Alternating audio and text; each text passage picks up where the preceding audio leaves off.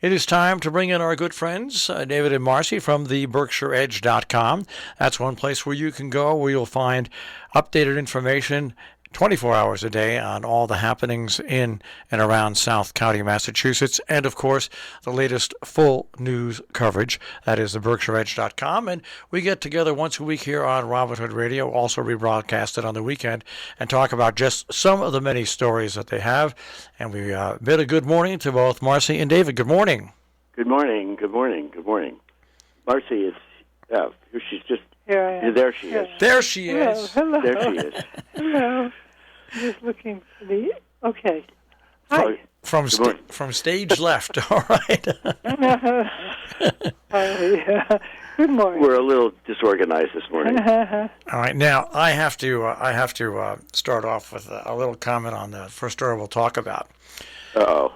No, it's one of those stories that started off kind of quiet and an idea, and now it's turned into a brouhaha, and that is the debate in Great Barrington on short-term rentals. And like most things that happen now in this country, you just can't have civil debate.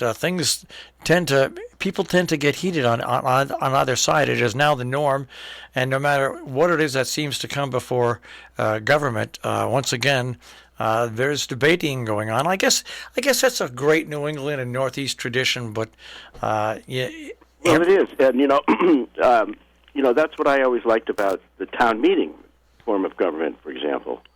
That people really are encouraged to speak up. It's not just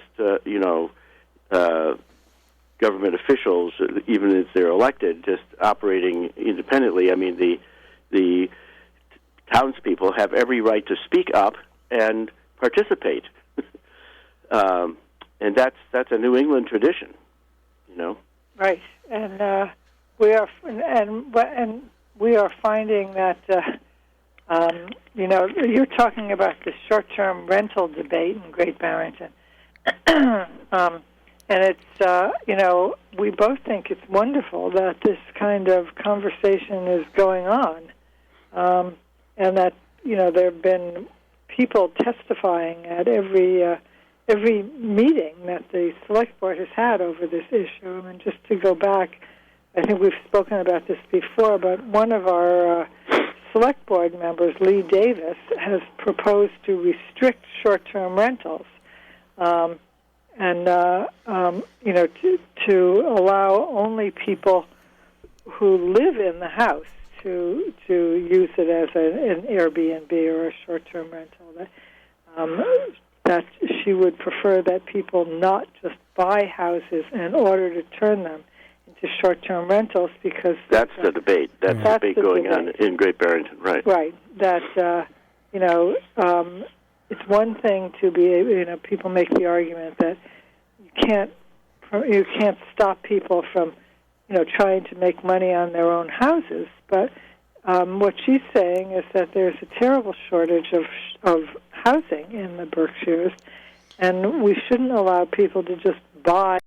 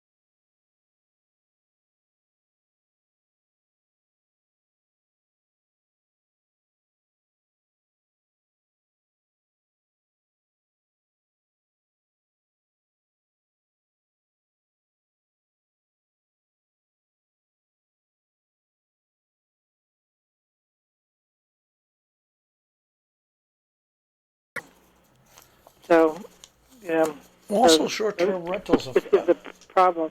not only affect people that are looking for housing, but tourism is a very big part of our area, and we have a lot of different, well-established, actual licensed bed and breakfasts and Right. That's right. hotels and motels, and they afford the opportunity for people to come to this area en masse. And you know what? The rules are different for hotels and motels and short-term Yep. rentals, and that Yes, they are. seems a bit unfair to me. Hmm. And the taxes are different. Yeah. So, So it is a multifaceted problem, and you have, in addition to what we're talking about, your news stories, you also have a commentary by one of your writers as well. yes, we do. That's We right. have a commentary by Sheila Clary. Who's one of our Right. who's one of our more one of our great writers. Actually, Right, she right. is really good, and she has written a very thoughtful commentary on this and what it what it actually means to the character of the town is what she's talking about. If neighborhoods become actually commercial neighborhoods rather than. And she lives in West Stockbridge, not Great Barrington. Right. Still, it's the same principle, and she's talking about what this proposal actually means. Yeah. And it's all the things that we've said, and she, she's saying that she heard recently about middle-income sellers who rejected a cash offer on their house and instead held out so they could sell it to a local family who'd be making the home their primary residence. Right. And this is, or a local lawyer who didn't charge her clients for the $2,500 worth of her time she'd spent preparing their closing because the deal fell through, and she refused to make them pay a penny until they had a house to show for it. So she's talking about let's remember that there are values beyond making as much money in real estate as possible.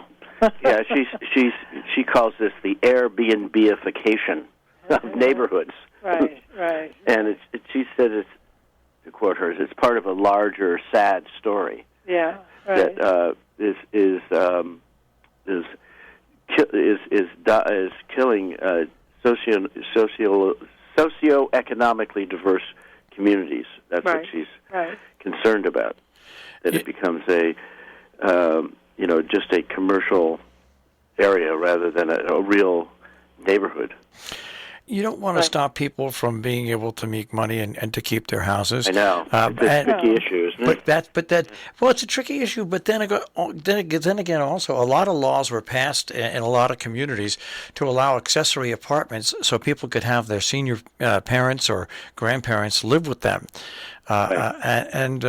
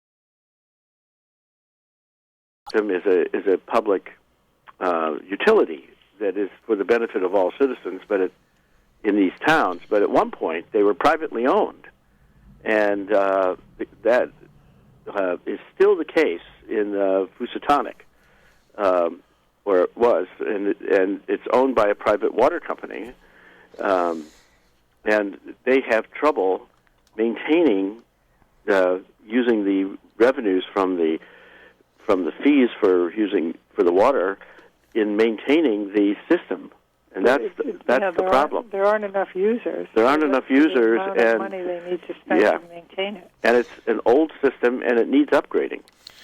Well, so at least there's movement on it right now. I want to. We only have about 2 minutes left, and I want to get into the story because I think this is a real good way to end.